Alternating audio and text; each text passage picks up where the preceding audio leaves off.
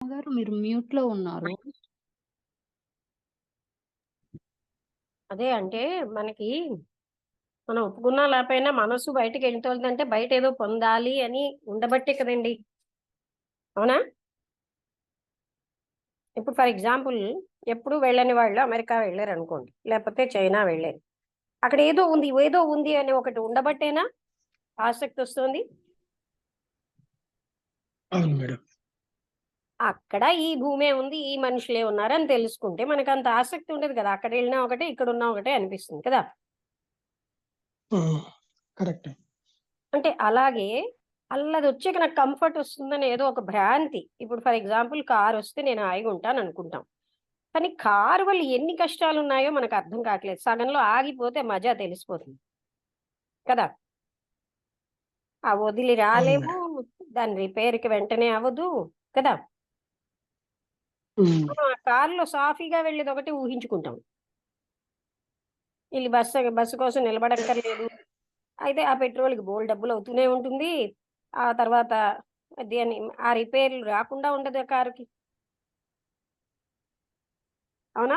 అంటే అలాగ దోషాన్ని అవును మేడం. ఆలోచిస్తే మనకి దేని వైపు మనస్సు వెళ్ళదండి. మన మనస్సు హ్మ్. వెళ్తోందంటే అర్థం ఏంటి? మనమేమో అందులో ఉన్న నెగెటివ్ పాయింట్‌ని చూడటం లేదు. వెయిట్ ఇవ్వట్లే. హ్మ్. మీరు అలాగా అన్నీ చూడండి.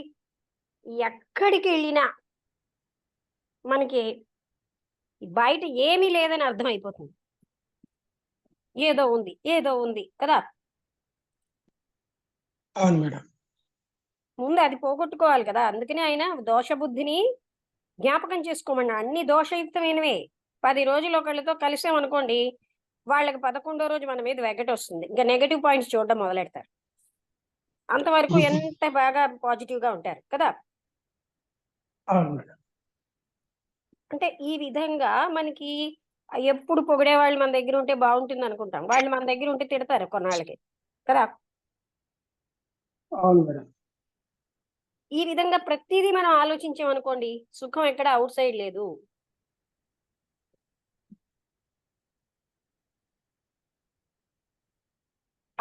ఉన్నాది గనకే మనసు ఇటోటెళ్ళిపోతుంది. అక్కడేదో హ్మ్. పొందుతాం, ఇక్కడేదో పొందుతాం. అంతేనా కాదా? అవును మేడం. మనసు నిశ్చలమైతే ఉన్నదే అది. కానీ కానీ అంటే ఎక్కడ ఇ ఇ ఇది ఇది ఇది పొందుదాము అని పోయిన దగ్గర గూడా ప్రతి చోట నీది గతంలో ఏదైతే అనుభవించావో మళ్ళీ అదే అనుభవం మీరు రిపీట్ అవుతుంది. అసంతృప్తి అదే అనుభవాలు రిపీట్ ఎందుకంటే అవుతాయి. అంటే ఔట్ సైడ్ బాహ్యంలో వాటిల్లో దోషాలే ఉన్నాయి కదండీ! అవును మేడం. ఆ దోషాల వల్ల ఇంక ఆ! అదే అవుతుంది. మనం ప్రతి క్షణం ఎంత మర్చిపోతాం. అవును మేడం. అంటే ఆహ్, ఆ దోషం అనేది మనం ఆహ్, ఎక్కడుంది అనేది తెలుసుకున్న తర్వాత దాన్ని ప్రతిసారి మననం జేసుకోవాలి. దోషం అనేది మననం జేసుకొని, ఇంక లేదు ఇక్కడ అనే ఇప్పుడు ఆహ్, ఐదింద్రియాలతోటే కదా మనసు బయటికెళ్తోంది. ఆ ఇంద్రియాలు అతిగా వాడితే అది పాడైపోతున్నాయి కదా! అవును మేడం. మరి బయట అదొకటి ఏముంది? ఆ ఇంద్రియ సుఖం ఎంతో హ్మ్. సేపుండదే. అవును. అంత తాత్కాలికమైన దానికి మనమేమో అర్రులు చేస్తున్నాం కదా! అవును. ఔట్ సైడ్ ఏదో ఉంది పొందియాలి. బిఫోర్ లేదు, ఆఫ్టర్ లేదు. ఆ క్షణమే. ఆ క్షణ స్వంగుర సుఖానికి మనం తపిస్తున్నాం. అని మనకి అంటే అసలది ఉందా లేదా కూడా మనకు తెలీదు. మనమే అనుకుని అది ఉందని భావిస్తున్నాం. అది ఉంటే అందరికీ ఉండట్లేదే. మనం ఏది సుఖం ప్రతి అనుకుంటున్నామో ప్రతి ఇంకోరు అవును. ఇంకోరు హ్మ్. కదా! ప్రతి ప్రతి ప్రతి ఒక్కటి టెంపరరీగానే కనిపిస్తుంది మేడం. అంటే నిజం టెంపరరీ కూడా ఆహ్, లేదు. మనకి ఆ క్షణానికి ఉంది. హ్మ్. ఇంకోరికి అందులో లేదుగా సుఖం. ఆహా! హుహుహు. అది లేదు. మనం మనం పెట్టుకుంటున్నాం సు అందులో ఉందని. మనం మనం సుఖం అనుకున్నది వేరే వానికి సుఖం కావట్లేదు కాబట్టి అది దాంట్లో వాస్తవత లేదన్నట్టు. అంతే అందులో కదా? లేదు. మన మనసులోది అక్కడ పెడుతున్నాం. కుక్క ఎలా అయితే తన రక్తాన్ని ఎముకల్లో పెట్టేస్తున్నట్టు రక్తం కారితే అది ఎముక రక్తం అనుకుంటుంది.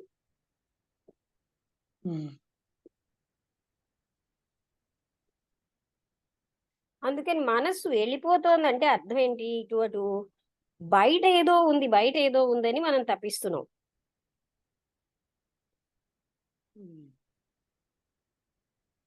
ఈ శరీరం ఏమిటి పొందేస్తుందిట? శరీరం పొందుతుంది. మనస్సు అక్కడ లేకపోతే శరీరమే పొందలేదు. ఈ 5 ఇంద్రియాలతోటే కదా మనం ఏదైనా పొందుతున్నాం. ఆ 5 ఇంద్రియాలు పాడైపోతాయి ఎక్కువగా వాటిని ఆ సుఖాలకు వాడితే.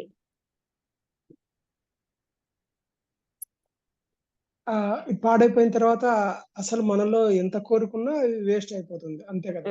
అంతే కదా! అందుకని ఇక్కడ ఏం చెప్తున్నాం అంటే మనస్సు బయటకు వెళ్తోందంటే ఇప్పుడు చూడండి, వినాయక చవితి వచ్చింది, మీరు పూజ చేయలేదు, ఇంట్లో ఉన్నారు. అయ్యయ్యో అందరూ చేసేస్తున్నారన్న తపన ఎందుకుట? అంటే గత వాసనలు లాగుతున్నాయి. అందుకే గతం వదిలేశారు అనుకోండి. అప్పుడు ఏమిటి అయిపోయింది? ఆయనకి మన మనస్సు కావాలా, లేకపోతే ఇక్కడ అక్కడ పువ్వులు తెచ్చి ఆయన మీద పడేయడం కావాలా పత్రిను? ఆయన అంటే మళ్ళీ అందులో పరమాత్మతత్వమే. ఆయన కంటే భిన్నంగా లేడు. ఇలా మనం ఎప్పుడైతే జ్ఞానంగా చూస్తామో దేనికి తపన ఉండదండి. ఏ పని చేసినా సుఖం అంటే గొప్ప అని అచీవ్మెంట్ లేదు, ఏ పని చేసినా కోల్పోవడం లేదు. అర్థమవుతుంది? అర్థమవుతుంది. ఈ విధంగా మనం ప్రతినిత్యం జీవిస్తే మైండ్ ఎందుకు వెళ్ళిపోతూ ఉంటుంది బయటికి? మనం ఎక్కడ ఉండమంటే అక్కడే ఉంటుంది.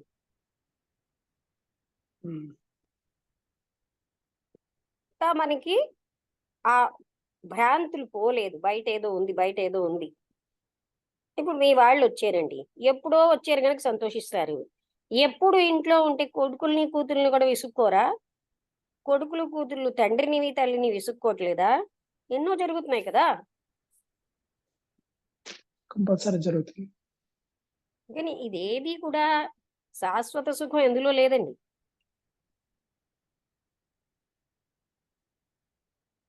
ఉంది అన్న భ్రాంతి వల్ల మనసు ఇటు అటు వెళ్తుంది. ఆ పూజ చేయకపోతే ఏంటైపోతుందో ఇది ఒక అజ్ఞాన భావన. ఏమిటైపోతుంది చెప్పండి? ఆ వినాయకుడు శపించేస్తాడేమో, లేకపోతే శుభాలు జరగవేమో. చేస్తే జరిగిపోయాయా ఏంటి? మీకు రావాల్సినవన్నీ జరుగుతూనే అంటే ఏవైతే కర్మలో ఉన్నాయో అవి జరుగుతూనే ఉంటాయి. కర్మ ఎప్పుడు తప్పదు కదా. అవునా? అవును మేడం. కానీ మనకు భ్రాంతి ఉంటుంది. ఆ భ్రాంతిలోంచి బయటపడాలి. అది మన అజ్ఞానజనితం.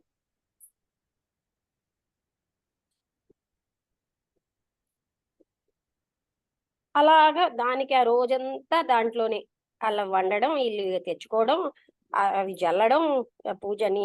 నిజంగా చెప్పాలంటే అక్కడ ఏం చేస్తున్నామో మనకే తెలియట్లేదు కదా. ఆ వినాయకుడు ఆనందించేసాడని భ్రాంతి చెందడం, ఆయన ఆనందించడం లేదో మనం ఏమో గ్రాటిఫై అయిపోతున్నాం.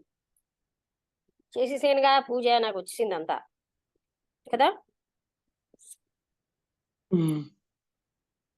అది కూడా మనసే ప్రొజెక్ట్ చేసేస్తుంది. అంటే ఇలాంటి మిథ్యాలన్నీ మనం గ్రహించగలిగినప్పుడు మనసు బయటికి వెళ్ళడం కానీ, బయట వాటి కోసం ఏడవడం కానీ తగ్గిపోతుంది. అందరికీ ధనం వచ్చి నాకు రాలేదనుకోండి, వెంటనే మనం గుర్తు పెట్టుకోవడమే, ఆ ధనం ఏమిటి తెచ్చిస్తోంది నాకు, నాకు కావాల్సింది ఏదో నాకు ఉంది, నాకు అది తెచ్చే ఎక్స్ట్రా సుఖం ఏంటి? ఇంద్రియ సుఖాలే కదా, మినిమం నెసెసిటీస్ ఎలాగా ఉన్నాయి. అందుకే మనం ఇవ్వాలనే దాన బుద్ధిని ఇయ్యవయ్యా అని అడగాలి భగవంతుడిని.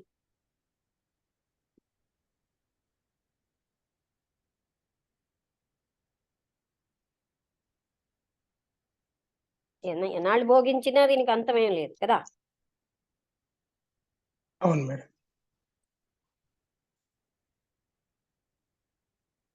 అందుకే రవీంద్రనాథ్ ఠాగూర్ గీతాంజలిలో strike the penury of my heart, penury అంటే పోవర్టీ, నా హృదయంలో ఉన్న ఈ పేదరికాన్ని పోగొట్టవయ్యా అని అడిగాడు. హృదయంలోనే ఉంది అసలు పేదరికం. ఇది అది కావాలంటమే కానీ నేనేమి ఇస్తున్నానని ఆలోచించట్లేదు కదండి. అవును మేడం.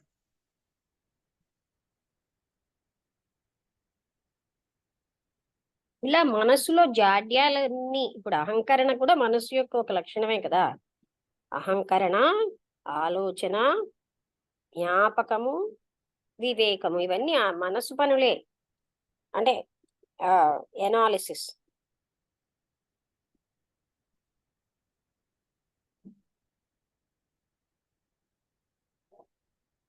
అందుకని మన వాళ్ళు ఎక్కడ ఏంటంటే శరీరానికి సంబంధించిన నిగ్రహం, యమం, నియమం ఇవన్నీ చెప్పారు.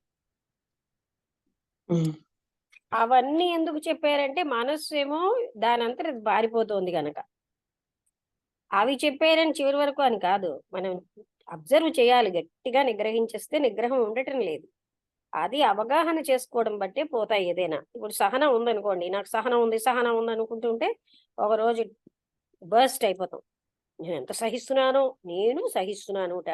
అవగాహన చేసుకుంటే ఆ భావనే ఉండదు.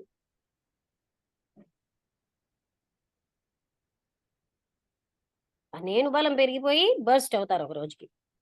అదే అవగాహన చేసుకుంటే ఆ నేను అనేది అక్కడ లేదు. సహించడం, నేను సహిస్తున్నాను కాదు, అవగాహన అయింది అక్కడ ఏమిటి సహించడానికి. అర్థమవుతుందా ఈ మాట?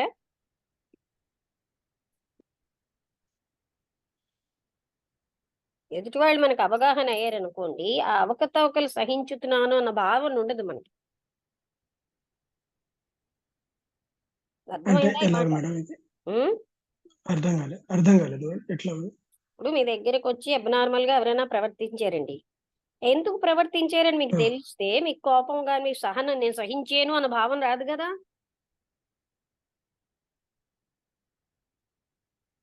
వాటి స్థితిలో మనం ఉన్నా అలాగే ప్రవర్తిస్తాం అనుకుంటాం కదా. ఉమ్, ఇది అజ్ఞానం వల్ల నేను సహించేను అన్న భావనలు వస్తున్నాయి మనకి.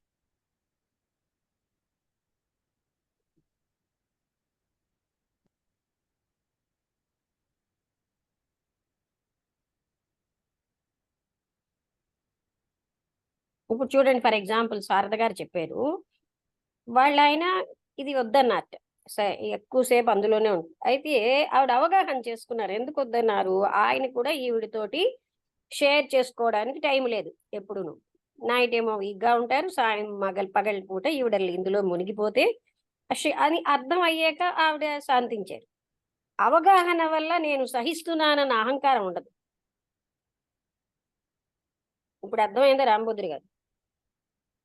అవును మేడం. అర్థం అవ్వలేదనుకోండి, అవగాహన లేదనుకోండి, నేను సహిస్తున్నా, నేను ఎంత గొప్పదాన్ని, ఇవన్నీ మొదలవుతాయి. అందుకే understanding will solve the problems అంటారు కృష్ణమూర్తి గారు. అవగాహనతో సమస్యలు ఏవి ఉండవు.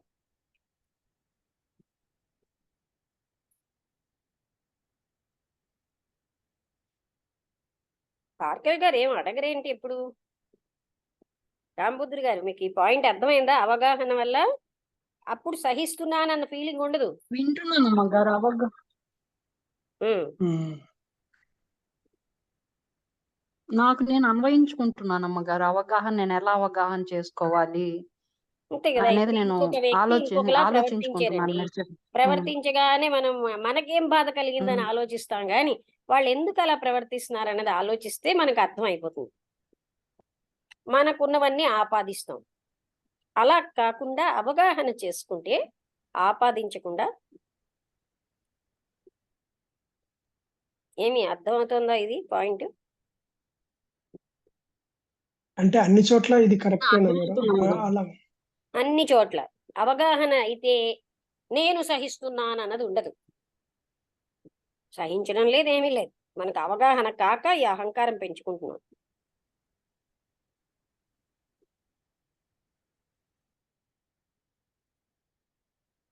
ఇప్పుడు నేను మీకు చెప్పాను కదా, మా ఇంటి ఎదురుగుండా ఉన్నవాళ్ళు, వాళ్ళకి శాడిజం అనేది ఒక అలవాటు. బాధ పెట్టి ఆనందించడం. అది నాకు అవగాహన అయినప్పుడు వాళ్ళు ఏం చేసినా మనం అర్థమైపోయింది కదా. ఏమంటారు? ఉమ్, బాధ పెట్టడంలో ఆనందిస్తున్నారు. ఉమ్, అంతే. అంటే ఇప్పుడు ఒక పిల్లవాడు ఎందుకు అలా ప్రవర్తిస్తున్నాడని తెలియని వాళ్ళు అనుకుంటారు. ఆ పిల్లవాడికి ఏమి తోచట్లేదు. వాడు తోచే పని వాడు చేసుకుంటే వాడి పెంకి పని అంటాం మనం. వాడి స్థితిలో మనం ఉన్నా అదే చేస్తాం తోచడానికి. అక్కడున్న వస్తువుల్ని పట్టుకుని ఏదో ఇటు అటు చేస్తాం. దాన్ని పెంకితనం అంటాం మనం. వాడిని అవగాహన చేసుకోకుండా కదా!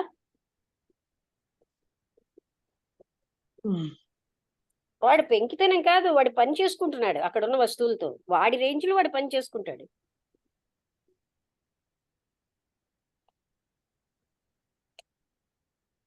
నేను చెప్పాను కదా! వాళ్ళ దృష్టిలో వాళ్ళు క్లారిటీగానే ఉన్నారమ్మగారు. వాళ్ళని సరిగ్గా అర్థం చేసుకోలేము. అవగాహన చేసుకోలేక వాడేదో తప్పు చేస్తున్నాడని వాడి మీద మనం అనవసరంగా నోరు పారేసుకుంటున్నాము. అంతే ఇతరుల విషయం కూడా పెద్దవాళ్ళ విషయం అంతేనండి. వాళ్ళ స్థితిలో మనం ఉంటే అని ఆలోచిస్తే అప్పుడు అర్థం అవుతుంది మనకి.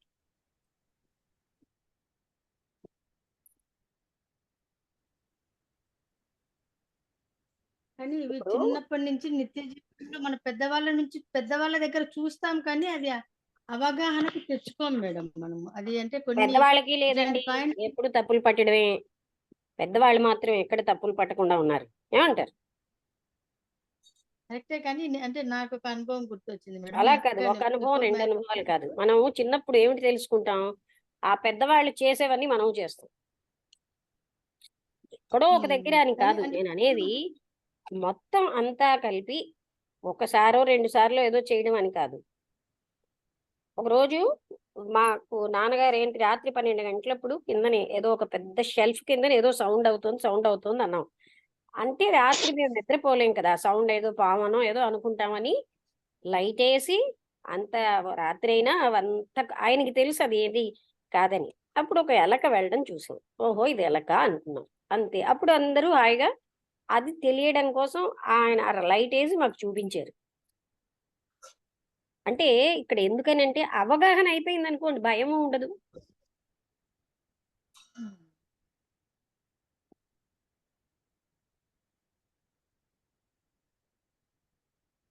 మనకి ఇప్పటికైనా చూసుకోండి. ఇప్పటికి మనకు తెలియదా ఏంటి? ఎదుటివాడు ఎవడో ఒకడు ఉంటాడండి. వాడికేదో సెక్స్ తెచ్చి ఉంది. వాడి కర్మ ప్రకారం అదొచ్చింది. అదే నాకుంటే నేను అలాగే ఉందును కదా! దైవ అనుగ్రహం వల్ల నాకలాంటి పిచ్చి లేదు అని నేను ఆనందంగా ఉన్నాను అనుకుంటాం కదా! అలాగ అవగాహన చేసుకుంటే మనకి ఏ బాధ లేదండి. సహించడం ఏముందది? మరి పరమాత్ముడు ప్రతి క్షణం మనల్ని ఎలా సహిస్తున్నాడండి?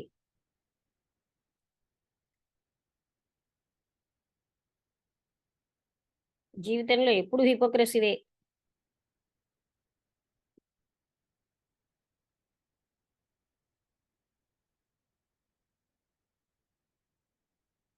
మనం అంతా ఎంత, మన మనుగడెంత, మనం సహించేదెంతట, మనకి పెద్ద అహంకారం. నాకు సహనం ఉంది, సహనం ఉంది. ఏమిటి సహనం? అవగాహన చేసుకుంటే సహనం యొక్క అవకాశం ఏంటి? అవునా? రామభద్రి గారు అపోజ్ చెయ్యండి మీకు కాకపోతే.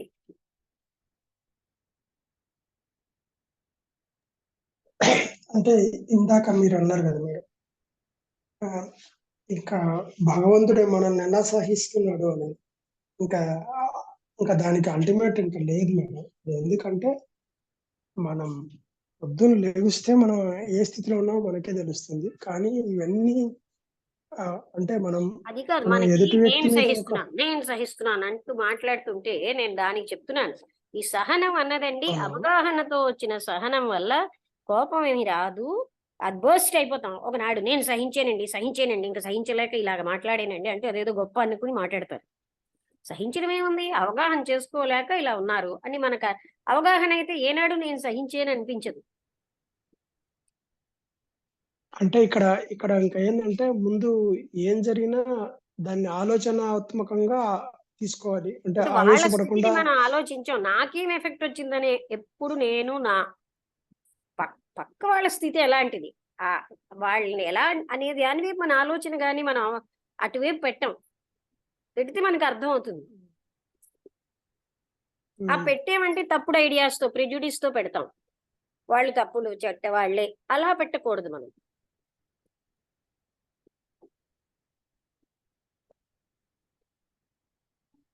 అర్థమైందా నేను అంటున్నది? అలాంటి ప్రిజుడిస్లు మనకి ఎన్నో. నేను మంచిదాన్ని, ప్రజలందరూ చెడ్డవాళ్ళు. చెడ్డంతా బయటే ఉంది, నాలో ఏమీ లేదు. ఇలాంటి పక్షపాత బుద్ధితో ఉంటాం. ఇంతకీ చెప్పొచ్చేది ఏంటంటే, ఇలా బయట మనస్సుని మనం బయటికి అంటే ఏదో పొందిద్దాం మళ్ళీ అక్కడ నా గొప్పని చూపెట్టుకోవాలి. ఎందుకంటే నేను వేరుగా ఉన్నానని అజ్ఞానం నన్ను వెంటాడుతోందిగా.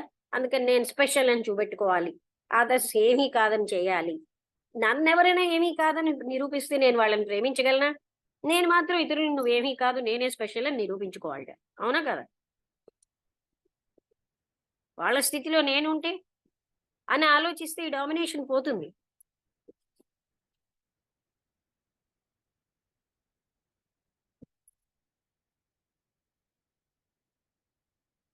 అందుకే జ్ఞాని ఇప్పుడు కూడా ఇతరులలో ఉన్న దైవత్వాన్ని గ్రహిస్తాడు. ఏ విధంగా అందరిలో కూడా ఎంతో ఉంది. ఇంకొకళ్ళలో టాలెంట్ మనం గ్రహించాలి, మనలో టాలెంట్ కాదు. 99 చెడ్డ గుణాలున్నా ఒక్క మంచి గుణమైనా ఉంటుంది కదా, అది చూసుకుందాం. అలా ఆలోచించాలి.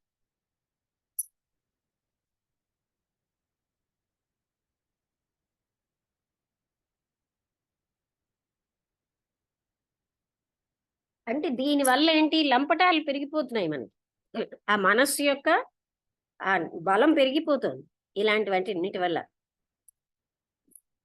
అందుకు మౌలికంగా మన యొక్క ప్రిజుడిస్. అందుకే కృష్ణమూర్తి గారు నిరంతరం when you are seeing without any pre determine opinion, prejudice లేకుండా, కండెమ్నేషన్, జస్టిఫికేషన్ లేకుండా చూడండి అంటారు.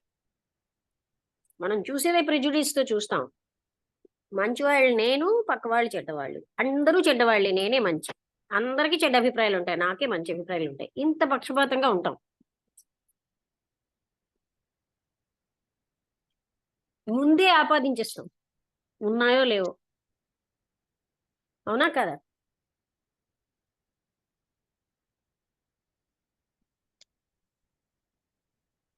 అవును మేడం. అందుకే మనకి భగవంతుడి అంటే ఆ పాఠాలు కర్మదేవతలు నేర్పుతారు. నువ్వెంత చెడ్డవాడివని చూపిస్తూ ఉంటారు, కానీ మనం చూడం, కళ్ళు మూసుకుంటాం. లేకపోతే నీలో ఎంత చెడ్డ ఉందో చూపిస్తే మనమేమో కళ్ళు మూసేసుకుని వాళ్ళలోనే ఉంది, మాలో ఏం ఉండదు అని అలాంటి భావనలో ఈ మనస్సు యొక్క భ్రాంతులన్నీ ఎక్కువ చేసుకుంటూ మనస్సుని బలం పెంచుకుంటూ జీవిస్తున్నాం.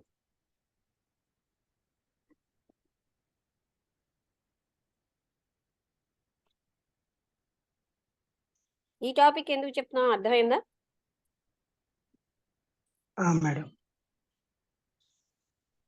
మనస్సు 4 చోట్లకి వెళ్ళడం అంటే ఇలాంటి వాటికే కదా. నా ఇంపార్టెన్స్ అక్కడ రాలేదు, నా ఇంపార్టెన్స్ రాలేదంటే వాళ్ళు అంటే వాళ్ళు కరెక్ట్ వాళ్ళు కాదు, నన్ను అందరూ గ్రేట్ అన్న వాళ్ళే మంచి వాళ్ళు, లేకపోతే వాళ్ళు మంచి వాళ్ళు కాదు, అలా భావిస్తాం.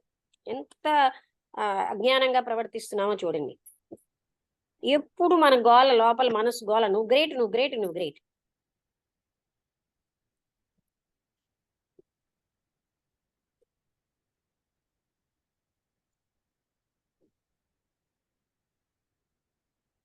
అవునా కదా? అవును మేడం. ఇదంతా ఈ గోళల్లోంచి బయటపడాలి మనం. అప్పుడు మనసు నిశ్చలం అయిపోతుంది.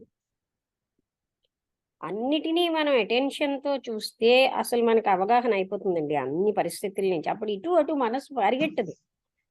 వాళ్ళు అక్కడ ఏదో పొందేద్దాం, ఇక్కడ ఏదో చేసేద్దాం, ఇక్కడ నేను గొప్పని చూపెట్టుకుందాం, ఇలాంటి వికారాలకు వెళ్ళదు మనస్సు. నేను గొప్పని చూపెట్టుకోవడం బదులు వాళ్ళల్లో ఉన్న గొప్పతనం నేను గ్రహించుతానని ఏనాడు ఆలోచించదు.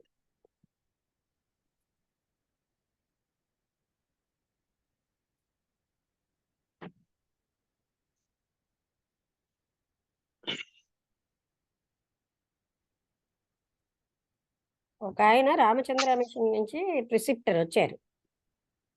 మేడం గారు మీరు ఉండబట్టి మాకు ఇలాగ ఇక్కడ వెయిట్ అనిపించింది అంటే, ఇగో ఈయన పిహెచ్డి చేశారండి, ఆయన చాలా గొప్ప వ్యక్తే, చాలా నిరహంకారి అని చెప్పాను.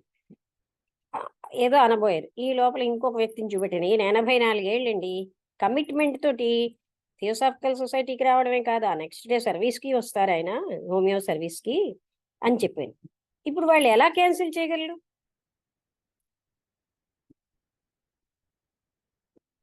మనం వాళ్ళలో ఉన్న గ్రేట్నెస్ ఆ వయసులో మనం చేయగలమా? ఆ కమిట్మెంట్ తోటి వచ్చి ఆ సేవ చేయడం, నిష్కామ సేవ. అతను ఒక ఆయన, ఇంకొక ఆయన పిహెచ్డి చేసి నిరహంకారంగా ఉంటూ తను ఎన్నాళ్ళు చెప్పగలిగారో అలా ఫ్రీగా వెళ్ళి క్లాసులు చెప్పడం అన్ని. అందుకని ఏదో కొట్టి పారేద్దామని ఆయన ఆలోచిస్తుంటే నేను చెప్పాను, వీళ్ళు చాలా గ్రేట్ పీపుల్ అండి అని. నువ్వు గ్రేట్ అంటే ఏమిటి నా గ్రేట్ కదా? వాళ్ళలో ఉన్న గ్రేట్నెస్ దగ్గర నాకు అంతకంటే ఎంతో పెద్ద వయసు వచ్చాక ఇద్దరు 80s లో ఉన్నారు, అంత బాగా ఉండగలుగుతున్నారే, అది మనం ఆలోచించాలి.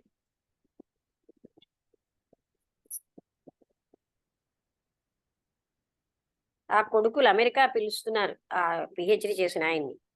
భార్యకి బాగోలేదు, అయినా ఆయన భరించి, అంటే అది భరించడం అంటే ఆయనే ఆవిడకి స్నానం చేయించడం దగ్గర నుంచి అన్ని చేసుకుంటూ ఈ దివ్యజ్ఞాన సమాజానికి కమిట్మెంట్ తోటి టైంకి వస్తారు. అంటే వాళ్ళందరూ ఎంత కష్టపడుతున్నారు మీరు ఆలోచించండి. ఇలా కాకుండా ఆహా నన్ను గ్రేట్ అన్నారు, నేను ఇంత గ్రేట్ అండి అని నేను వశం అయిపోయాను అనుకోండి, ఇంకా నా యొక్క రిమోట్ వాళ్ళ చేతిలో పెట్టేసాను. వాళ్ళు పొగుడుతూ ఉంటే తైతక్కలాడుతుంది మనస్సు, అంతే కదా? అవును మేడం. అంటే ఇప్పుడు ఆ పొగడ్తకు దానికి మనం అక్కడ అవగాహనే, వాళ్ళకి అవగాహన లేదు వీళ్ళ ఆస్వాదించడానికి గ్రేట్నెస్. నేను చెప్పాల్సిన ధర్మం నాకుంది కదండి. ఆ తర్వాత వాళ్ళ మనసులు ఎంత కష్టపడతాయి, నువ్వు ఒక్కరివే గ్రేట్ అంటే ఏంటి? వాళ్ళల్లో ఉన్నది వాళ్ళిద్దరూ లేకపోతే నేను ఏం ఎవరికి పాఠాలు బోధపరుస్తున్నాను అక్కడ? వాళ్ళందరూ అంత పెద్ద వయస్సులో కమిట్మెంట్ తో వస్తున్నారే, అది గ్రేట్. కాక సర్వీస్ నెక్స్ట్ డే సండే, అంటే ఈ రోజు వచ్చిన ఆయన మళ్ళీ నెక్స్ట్ డే వస్తారు. ఎంత వాళ్ళు అన్నిటిని అంటే మెయిన్ అని పెట్టుకోబట్టి కదా వస్తున్నారు. 84 years ఆయన.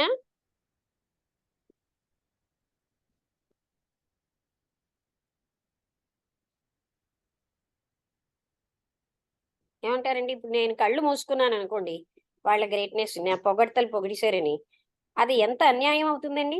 ఆయన స్థితిలో మీరే ఉంటారనుకోండి, బాధ కలుగుతుందా లేదా? అవును మేడం.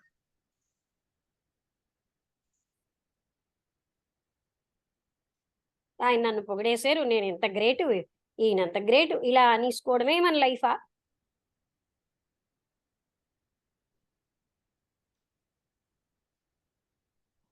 ఆయన చూడండి ఏదో చెప్పాల్సిన ధర్మం నాకుంది కదా.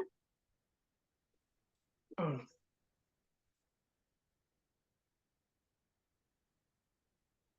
అంటే నేను ఎందుకంటున్నా అంటే మనస్సు ఎక్కడికి పారిపోతుంది అంటేనండి, ఆ మనసుకి ఎప్పుడు నువ్వు ఇంత అంత అన్న పొగడ్తలు కావాలి, దాని లక్షణం అది. లేకపోతే అల్లవాళ్ళ వీళ్ళ లోపాలు కావాలి దానికి, అది ఏంటి మసాలా ఆహారం ఇష్టం అన్నమాట. మనం అలాగా అలవాటు చేసేసాం మనస్సుకి, అందుకోసం మనస్సు ఇలాంటి వాటికి వెళ్ళిపోతుంది.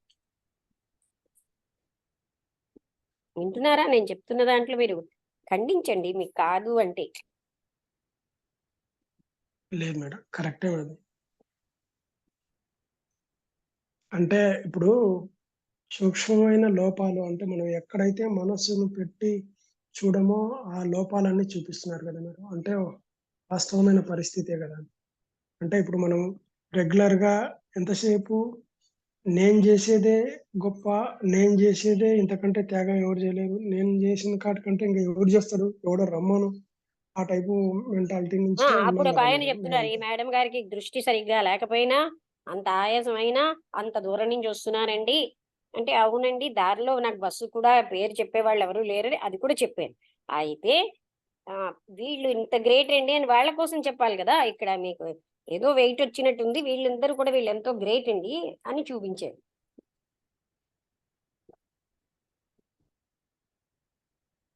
కరెక్ట్. అది అంటే ఇప్పుడు అప్పుడు సమత్వం ఉంటుంది అక్కడ కదా. ఒక్క అవును. నేను ఇంత గ్రేట్ అని విర్రవీగుతున్నాను అనుకోండి, వాళ్ళిద్దరి మనస్సులకి ఎంత బాధ కలుగుతుంది, అవునా కదా? పొగడితే ఏదో బాగుంది కదా అవును అని, మేడం. సత్యం అన్నదాన్ని ఒకటి మనం చూడాలి కదా. అంటే అహం ఉంటే నా గ్రేట్నెస్ లో నేను విర్రవీగుతూ నా రిమోట్ వాళ్ళ చేతుల్లో పెడతాను, వాళ్ళు పొగుడుతూ ఉంటే గెంతుతూ ఉంటుంది మనస్సు. నా రిమోట్ నా ఉమ్. చేతుల్లో ఉంచుకోవాలి కదా. అవును మేడం. అంటే మనం వాళ్ళ చేతి ఎదుటి వాళ్ళ చేతుల్లో పెట్టడం వల్ల వాళ్ళు చక్కగా పొగిడి మన్నేమో వాళ్ళకి బంట్రోతులు చేసుకుంటారు కదా. అవును మేడం. మనకు ఆ విషయం తెలీదు, మనం బానిస బతుకుతున్నామని. ఓహో నన్ను ఇంత ఒక ఒక పొగిడేశారు. ఒక ఒక అదే మేడం, అంటే ఒక అడిక్షన్, అంటే ఆ పొగడ్తలకు అడిక్షన్ ఉమ్. ఇలాగా ఒక, అంటే ఒక నాకు వ్యసనం నాకు లాగా అనిపించింది అయిపోతుంది. మీరు చంద్రశేఖర్ గారు వచ్చారండి. వచ్చి మీరు ఎంత అంటే మీ అహం లేకుండా జీవించడం బట్టి కదా ఇక్కడ ఆనందపడగలిగారు. సో నేను అది చూశాను. మీరు ఇంకా నన్ను ఏమన్నా మీలో ఉన్న గ్రేట్నెస్ నేను చూశాను. మీకు అర్థమైందా? మీ ఇంట్లో ఏదో పరుపుల అర్థమైంది. మీద వాటి మీద పడుకుంటారు, ఇక్కడ ఉట్టి నేల మీద పడుకున్నారు, ఏమీ ఫీల్ అవ్వట్లేదు. అలా అవన్నీ నేను అంటే మా నాన్నగారు సిస్టర్ అనేవారు ఏంటంటే, మన ఇంటికి వచ్చిన వాళ్ళకి ఇంత భోజనం పెట్టడం గ్రేట్ కాదు, వాళ్ళ అన్ని సౌఖ్యాలు వదులుకుని మన ఇంటికి వచ్చిన వాళ్ళు గ్రేట్ అని. మనం పెట్టిన తిండికి మనం ఇచ్చిన వాటికి వాళ్ళు తృప్తి పడి, అంటే మన కోసం అలా తిన్నవాళ్ళు వాళ్ళు గ్రేట్ అనేది. అర్థమైందా మీకు ఈ పాయింట్? వచ్చిన అర్థమైంది. వాళ్ళకి ఇంత భోజనం పెట్టడం గ్రేట్ ఏం కాదు, వాళ్ళు ఎన్ని రిజర్వేషన్లు వదులుకుని ఇక్కడికి వచ్చారో. ప్రతి వాళ్ళ ఇంట్లో వాళ్ళకి ఉమ్, కంఫర్టబుల్ గా ఉంటుంది, ఎన్ని కంఫర్ట్స్ వదులుకుని వచ్చారో కదా. ఉమ్. వాళ్ళకేమో ఏవో ఫుడ్ యొక్క ఇవి ఉంటాయి, అన్ని వదులుకొని మన దగ్గరికి వచ్చిన వాళ్ళు గ్రేట్ అనేదండి. ఆవిడ ఎంత తెలివిగా, అప్పుడు రామస్వామి స్వామిజీ అన్నారు, అమ్మా ఆవిడెవడో సామాన్యురాలు కాదు, ఆవిడని చూడాలన్నారు. ఎంత బాగా చెప్పింది కదా ఆ పాయింట్. మనం 100%. ఏమనుకుంటాం, మన ఇంటికి వచ్చిన వాళ్ళకి ఇంత భోజనం పెట్టడం ఏదో గ్రేట్ అనుకుంటాం. కానీ వాళ్ళు ఎన్ని వదులుకొని, ఇప్పుడు మీరు ఉన్నారండి, మీరు ఎన్ని వదులుకుంటే ఇక్కడికి రాగలిగారు. అలా అవును. ఇంట్లో ఒక హ్యాబిట్స్ ఉంటాయి, ఏదో హ్యాబిట్ అంటే ఈ టైంకి తింటాం, ఈ టైంకి ఏవో చేస్తాం, అన్నీ ఉంటాయి, అవన్నీ వదిలేస్తున్నాం. మన కోసం వచ్చే వాళ్ళు ఉంటారు, మన ఫోన్, అవన్నీ వదిలేస్తున్నాం, అన్ని వదిలి ఇక్కడికి వచ్చారు. అది అర్థం చేసుకోవాలి. సో మన ఇంటికి వచ్చిన వాళ్ళు గ్రేట్, మనం వాళ్ళకి ఏదో ఇంత భోజనం పెట్టడం పెద్ద విషయం కాదు. అవునా కదా? కరెక్ట్ ఇలాగా మేడం, అది కరెక్ట్. మనం ప్రతి విషయాన్ని అవగాహన చేసుకుంటే ఈ మనస్సు వికారమైన అహంకారం కూడా పోతుందండి. ఎప్పుడు నేను నా గ్రేట్నెస్ అంటూ అలాగే డంకా బజాయించినట్టుగా దాంట్లోనే మనస్సు ఉండిపోతే అది అలా పతనం అయిపోతాం మనం, ఎదుగు అది బొదుగు ఉండదు. ఎదుటి వాళ్ళు చూసే వాళ్ళకి కూడా విసుగు వస్తుంది మేడం, విసుగు వస్తుంది, అసహ్యం వస్తుంది. ఈ ఎంతసేపు ఏంది వీడి గోల, ఈ వీడు చేసేది గోరంతా, చెప్పుకునేది కొండంతా, ఇంకా ఆశించేది కొండంతా అన్నట్టు ఉంటది కదా, అన్నట్టు అలా ఆ కాదు, ఎప్పుడు మనిషికి ఇంకా. ఇదే గాని ఇంతమంది చుట్టూ గ్రేట్ గా ఉన్న వాళ్ళందరినీ చూడరు అనేది అనిపిస్తుంది కదా. అవును, అవును, 100%. నేను నేను అనేది అక్కడ ఇంకా నేను నేను నేను చేస్తున్నా, నాదే గ్రేట్, నాదే ఇదే పరిస్థితి. అంటే మనస్సు ఎలాంటి వాటికి వెళ్ళిపోతుంది అంటే ఇలాంటి వాటికి నేను ఇంపార్టెంట్ అనుకోవడం వల్ల అలాంటి వాటికి మనస్సు పారిపోతుంది.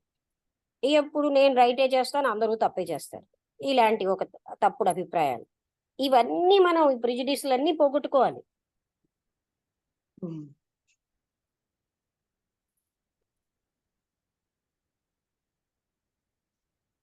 నేను చేసిన పనులు ఇంకోళ్ళ ముందు పెడుతూ ఉంటాను ఒకప్పుడు, ఎందుకంటే వాళ్ళు చూపించగలరు this is the wrong you did అని కదా.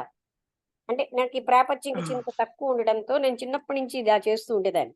I did this, I told this, is it right అన్నట్టుగా, అంటే అది అడగను. వాళ్ళ యొక్క మనసులో భావం నాకు తెలిసిపోయేది, వాళ్ళు బయటికి చెప్పలేకపోయినా ఆ మనసు భావాన్ని బట్టి సరి చేసుకునేదాన్ని. అర్థమైందా? అవును.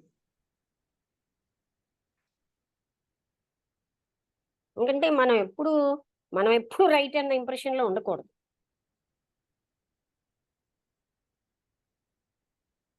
ఇప్పుడు మనం రైట్ అని అనుకుంటున్నామంటే మనం ముసుగు కప్పుకుంటున్నాం అన్నట్టు అంతే.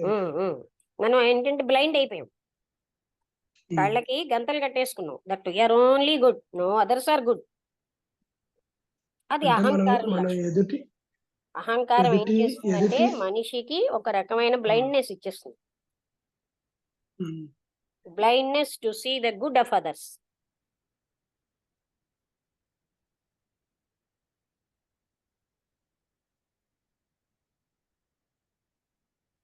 అందుకని ఇలా మన మనస్సుని ఎక్కడ పడితే అక్కడ సరి చేసుకుంటే మనస్సు ఎందుకు వెళ్తుందండి ఎక్కడికోని. నన్ను వాళ్ళు గ్రేట్ అనలేదు, అనకపోతే ఏమిటి, నాలో ఎక్కడుంది అంత గ్రేట్నెస్ అని ఎందుకు ఆలోచించాం? నా గ్రేట్నెస్ ఏమిటి? ఇది పరమాత్ముడి యొక్క అనుగ్రహం, ఆయన చేస్తున్నాడు నా ద్వారా అన్న విషయం ఒకటి మర్చిపోతాం. అన్ని నేను నేను నేను.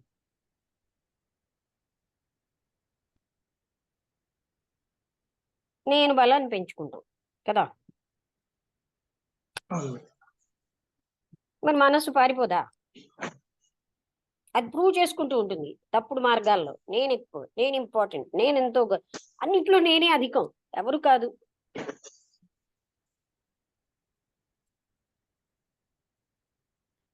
అంత రిచ్ రవీంద్రనాథ్ ఠాగూరు ఆ పోయం రాశాడంటే strike the penury of my heart అని. నాకు ఎంతో అది హార్ట్ లోనే అసలు పోవర్టీ అంతా ఉంది. పెన్యురీ అంటే పోవర్టీ. ఉమ్. అందుకే మన దగ్గర ఉన్నా ఇవ్వలేకపోతున్నాం, అంటే పెన్యురీ, మనకి పోవర్టీ ఉంది.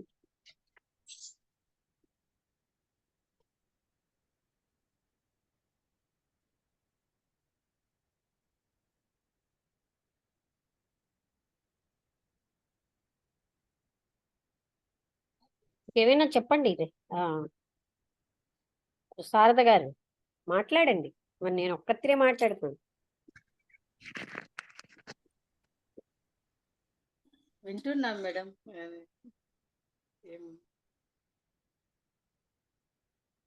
వింటున్నారు, రైటే కాదా అవన్నీ చూడండి. 100% కరెక్ట్ మేడం. రైటా రాంగా అని ఉంటాయి.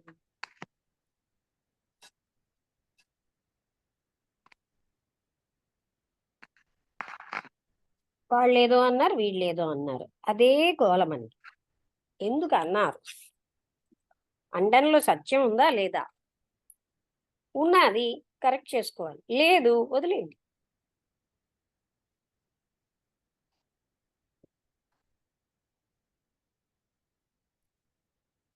ఆ మనస్సుని, మా నాన్నగారి సిస్టర్ అన్నానే, ఆవిడ ఒకసారి అంటే మా మా అమ్మ నాన్నగారు పిలిస్తే ఆయన సేవకని మా ఇంటికి వచ్చినప్పుడు మా సిస్టర్స్ ఇంకా నువ్వు ఇక్కడ ఎందుకున్నావు అన్నట్టుగా అడిగితే నేను అన్నాను అని నాకు చెప్పింది. అంటే నువ్వు చెప్పలేకపోయావా మీ నాన్నగారు పిలిస్తే నేను వచ్చానని? అంటే వాళ్ళకి జవాబు చెప్పి నా మనస్సుని నేను పాడు చేసుకునేదా అంది.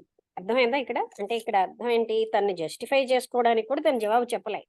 ఎందుకంటే నా యొక్క బంగారం లాంటి మనసు పాడైపోతుంది.